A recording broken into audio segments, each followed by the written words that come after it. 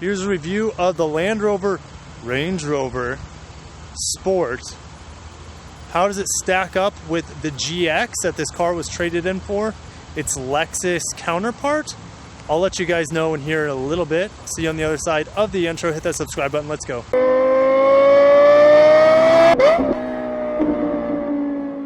Here's a 2015 Range Rover Sport.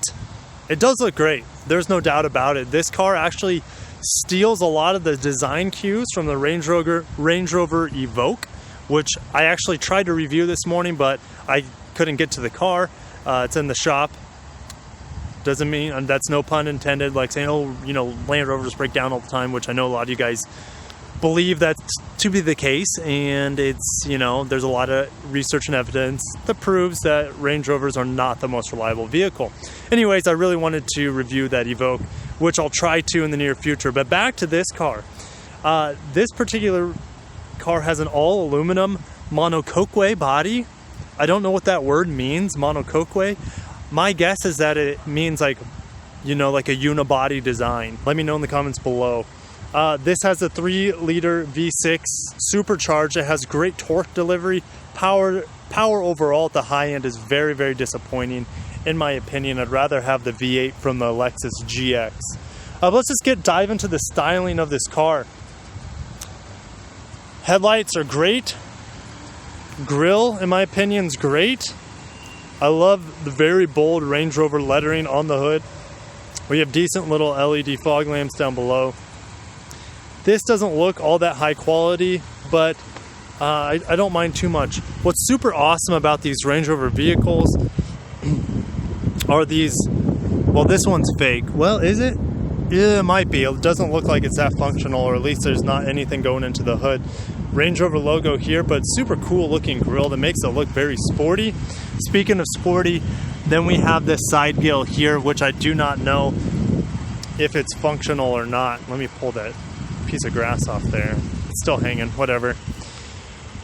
We have some very strong lines that go on from the hood all the way back to the rear lights. And this car just looks great. It has an aggressive little side skirt there, a little ground effect. These wheels look really good in my opinion. I don't like the color particularly. I think it would look amazing if they were black, just like this vehicle was black. But it's sitting on 225 by 55 and 20-inch wheels. This range, I mean, who takes Range Rovers off-road anyways, especially the sport ones? So this thing could probably stand to get another inch or two on the wheels. I like this sloping roof line, and the camera doesn't quite capture it as well as my eyes do. But that dog is obnoxious. Do you guys see that dog way back there?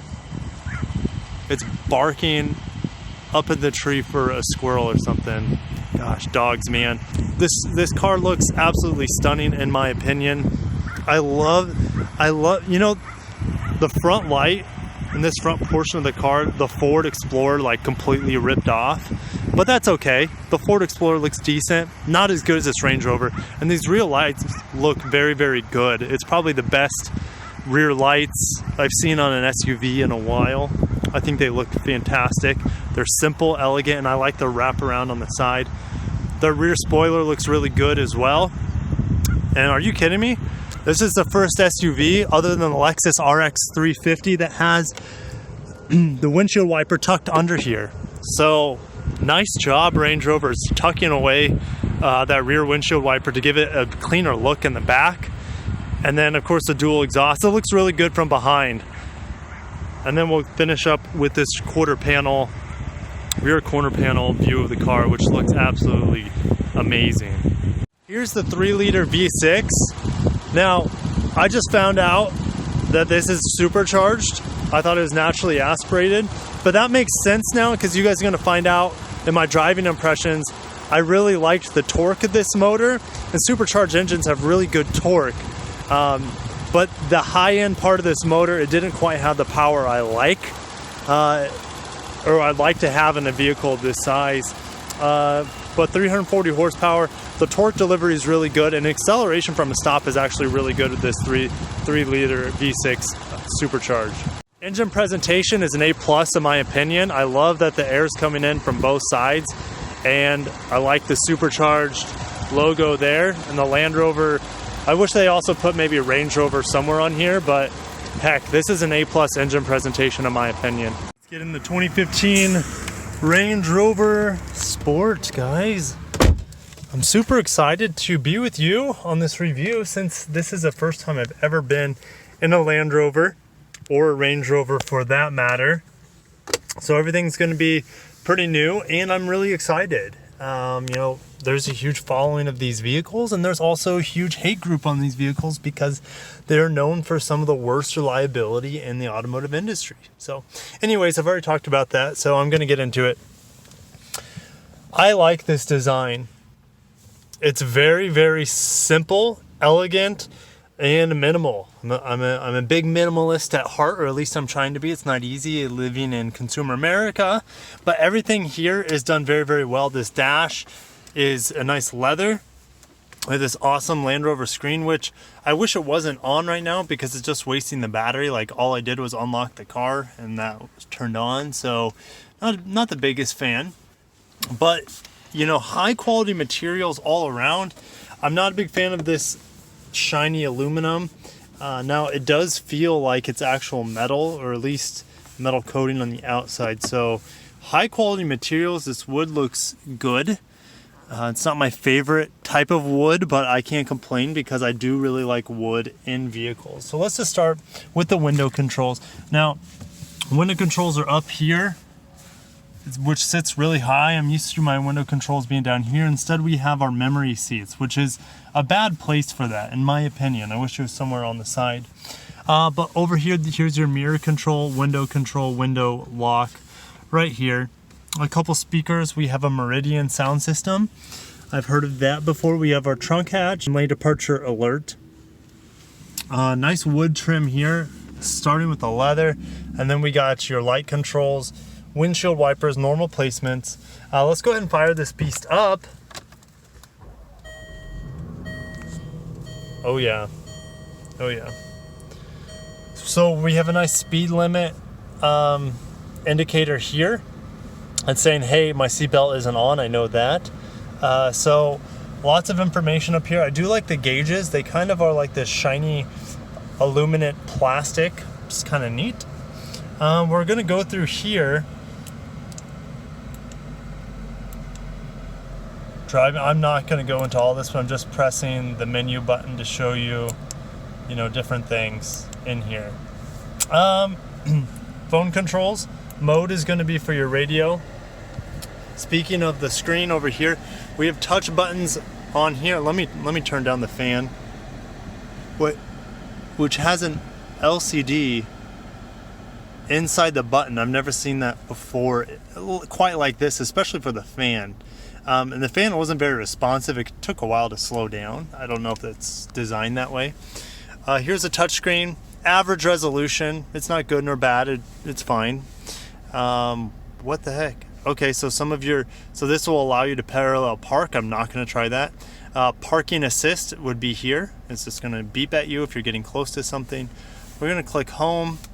Now this is already the home menu, right? It says home. Let's just see what the navigation looks like.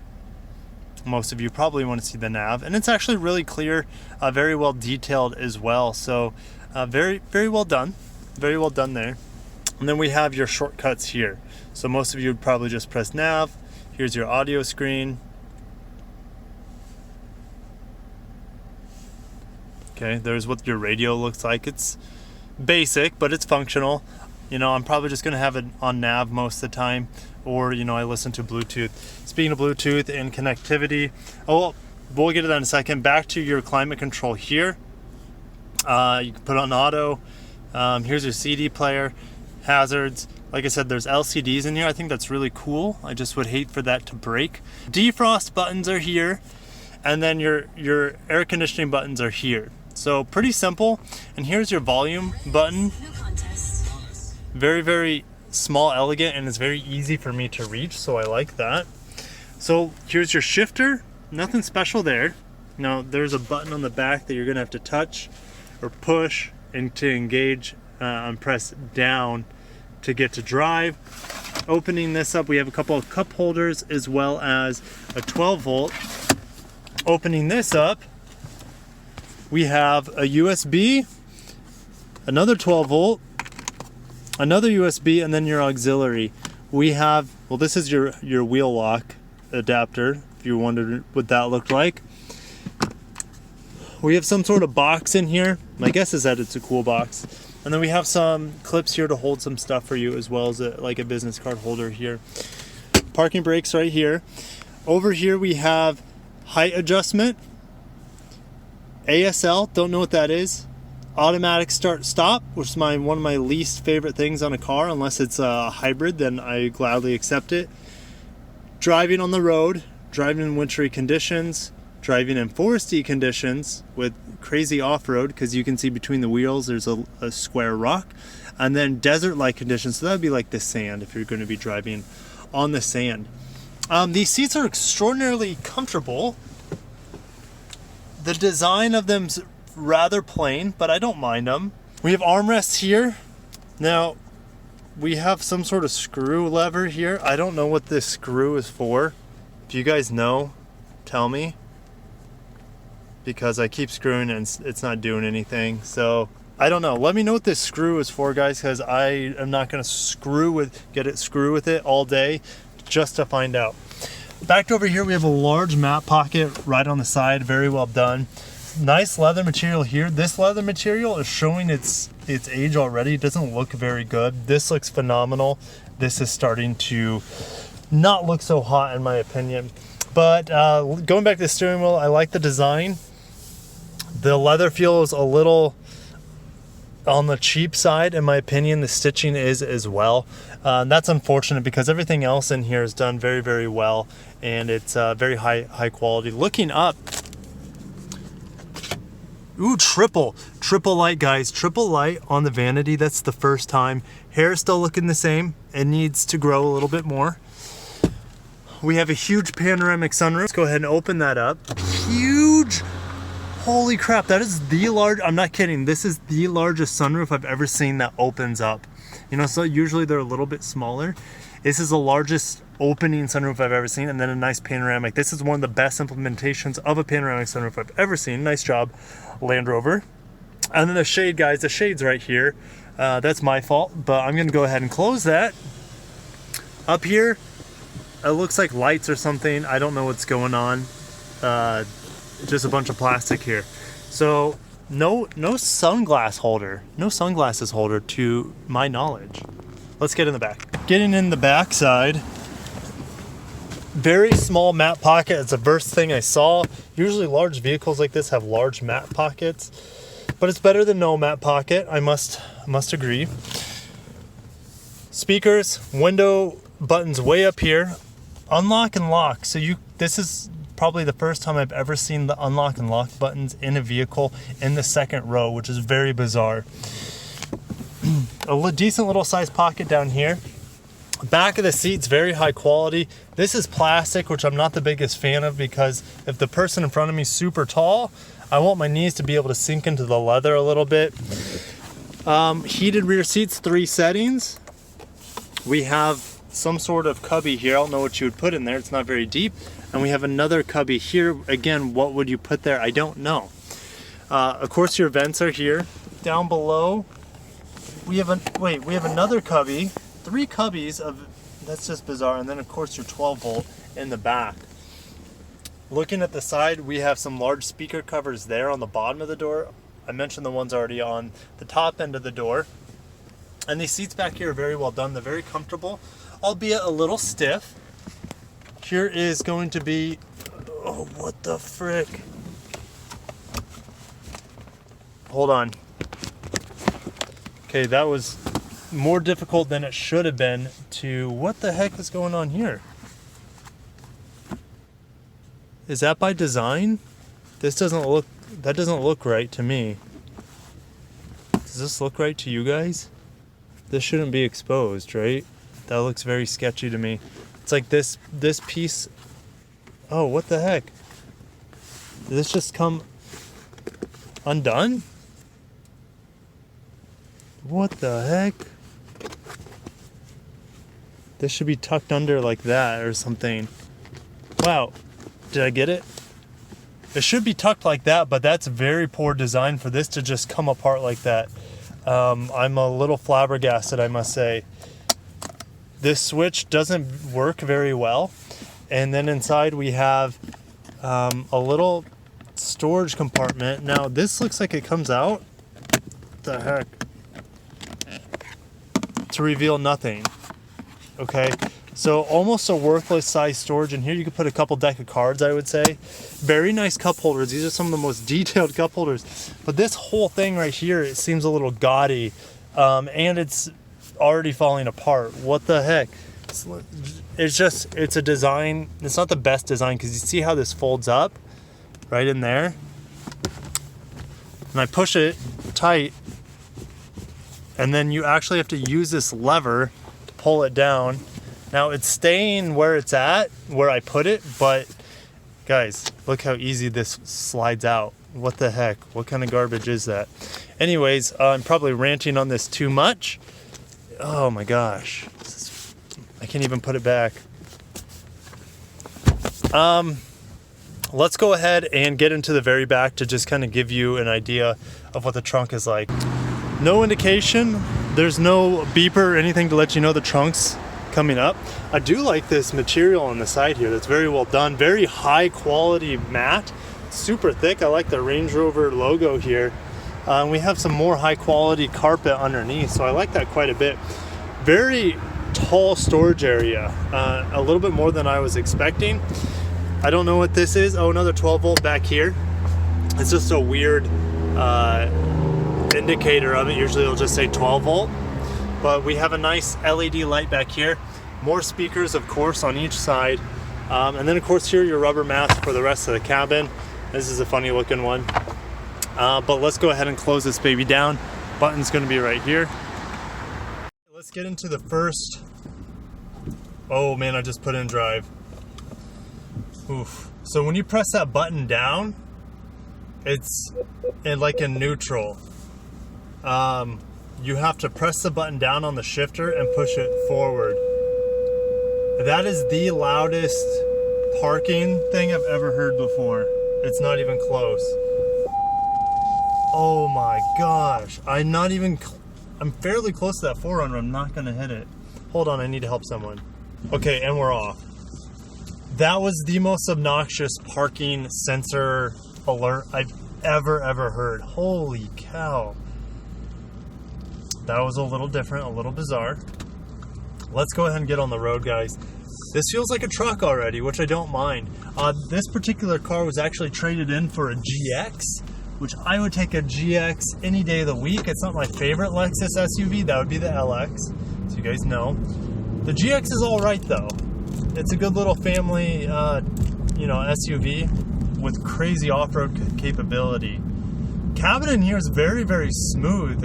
So far this ride's very smooth.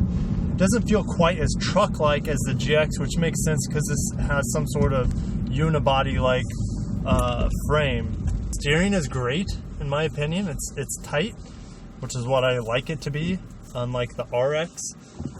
Oh, that stop-start. I'm turning that feature off. I hate it already. That is just the worst thing for people to ever do to their cars, unless it's a hybrid. When you have a big motor, start stopping, it's absolutely frightening. Oh my gosh.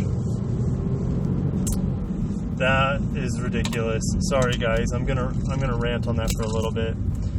Start stop, unless it's a small, very small engine, you're gonna feel it every single time it turns off and turns on.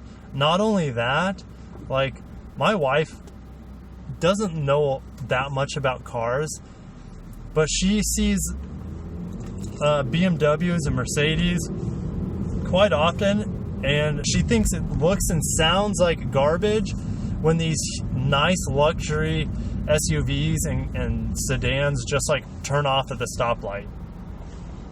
It does. It looks like garbage. Like, oh, the engine just died on you, and it's very noticeable. So let's get into the acceleration just a little bit if this Ford Edge in front of me stays on the road.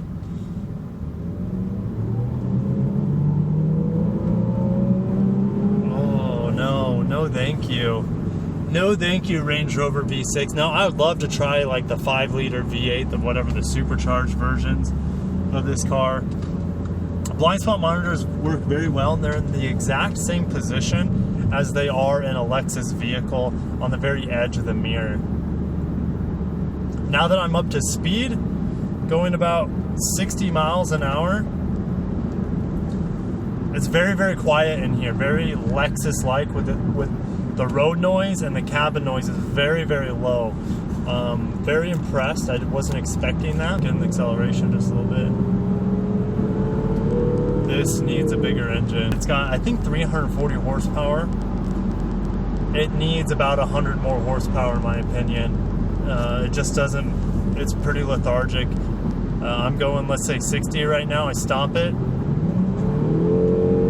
It takes a while to downshift. It makes a lot of noise, and it just doesn't go anywhere. It's pretty unfortunate. I don't know why they would even put this engine in this vehicle, to be honest. I know they want to give you different tiers of, you know, different options are a good thing, right? You know, some people might just want the Range Rover brand. Like, oh, I drive a Range Rover. I love how it looks, and I love how people think about me in it. But this engine makes me feel like it's a big piece of turd. And there's some clinking. It's just like a high-pitched clink when I get into the throttle. I don't know if you guys can hear that. Probably not, because it's coming from my feet. But it sounds like metal on metal clinging around when I really get into the acceleration. I want to point this out to you guys. Now, you probably can't see it, but there are little lines that go down on the windshield that reduce my visibility. Now, it's part of the front defrost system right here. And that front defrost right in the middle sends electric current through these wires to heat up the windshield. But I'll have to take a picture and show it to you guys because it's not very, it's hard to see on video, but it actually reduces my visibility quite a bit. It makes it, it's hard, it's like looking through a window screen is what I would compare it to. I don't like it, and I wish it wasn't there. I would rather forgo this fancy defrost system and, you know, just have the heater, the defrost of the air conditioning warm up the windshield than having this permanent screen on my windshield that always reduces my visibility. Not a big fan. Let me know what you guys think of this type of system. This vehicle being very quiet, like it's sneakily quick because you're just cruising at like, well, I was cruising at like 70. I wasn't trying to, and it's just like very, very quiet, and its sense of speed is very subdued. So it does have a very premium and luxury feel to it as I'm driving it at 1 speed. When I get into the acceleration, it's a huge, massive disappointment with this V6 in it. But, you know, that's why the high rollers, guys, those high rollers are going to be going with the big V8s or the forced induction V8s with gobs and gobs of power, which this vehicle needs because it feels like an absolute tank. It feels very, very sturdy here on the road, and it has a sense of weight to it that I get kind of in the LX, not so much in the GX, even though this vehicle is probably more similarly sized to the GX. It has a sense of weight that's similar to the LX as well as the S-Class from Mercedes. It's a very luxury type feeling that makes you feel very secure and safe in the vehicle that you don't really find in most cars. Now, I've been dogging on this engine quite a bit because it is underpowered, but the torque is pretty decent. So it does accelerate without downshifting fairly well because the torque feels pretty immediate and responsive. So we're going to get into the braking test here, which I hope it's better than this engine. 3, 2, 1, go. Wow. Those are some of the best brakes I've ever felt in an SUV, if not the very best brakes. There's no vibration in the pedal. Oh gosh, just does not sound good. Does not sound good, guys. All this sounds like it's coming straight through where my feet are. It just doesn't. It's not a good. You want it to be coming from lots of different areas, in my opinion. Is this Honda? What's the Honda doing? Okay. Acceleration from a stop is actually really good. It's just on the freeway when you want to accelerate, it's not as good. I'll touch back on the brakes. I'm hearing the handling part of my review already. I'll get back on those brakes in a little bit, which are very good. It's tons of body roll. I mean, it is a sport model, so sport does want you to push it, but I don't want to push it. This car does not want to be pushed. Not like those Volvo SUVs that I've driven. There's just too much body roll in this vehicle that I don't feel that safe pushing it. I'm sure this vehicle's pretty top heavy as well. But back to the brakes. The brakes are excellent. Very linear, progressive, and smooth. Super silky smooth and no vibration in the pedal. So some of the best brakes I've ever felt, probably like top 3, LS 500 brakes being first. No one comes close. Or this comes fairly close for it being an SUV. But we made it to the lake, guys. I'm sorry if I feel a little out of sorts today. This vehicle I've been wanting to review for a while, but this was actually like my 4th choice. I wanted to review the Range Rover Evoque, the small. We have a 3-door SUV, which has been really cool to test drive that. And then that was my first choice. Wasn't available. The second choice was a 2011 Prius. Wasn't available. I found the keys for a 2015 Prius that I wanted to review, but I couldn't find the car. So this was, my stallion of choice for my review today. Let me know what you guys think of it, because I wasn't as prepared as I like to be. Overall, this Range Rover actually impressed me quite a bit. It has that sense of weight that you can only find on high-end luxury cars. It's kind of hard to explain until you've actually driven a car that has that type of stature and aura to it. This vehicle on the inside was very impressive. Of course, the exterior of a Range Rover always looks really good. Handling wasn't so great, but I don't expect that. On one hand, I do expect that because it is a sport model, but the handling wasn't great. Brakes were absolutely phenomenal, A+. And the engine, this supercharged V6, was a little bit of a disappointment in my opinion. I preferred the GX's V8 in terms of power, torque, delivery, sound, etc. Overall, I would pick the GX over this Range Rover because the GX is pretty much bulletproof. You can't destroy them. They're like a cockroach. I think they're ugly inside and out, especially on the inside. The exterior is okay, but the inside of the GX is very outdated, whereas this car, this interior is really, really nice. I couldn't find a whole lot of things to nitpick about it. But let me know what you guys would pick, this Range Rover Sport with the V6 supercharged, or a similarly yeared Lexus GX 460. See you in the comments below. Hit that subscribe button. Let's go.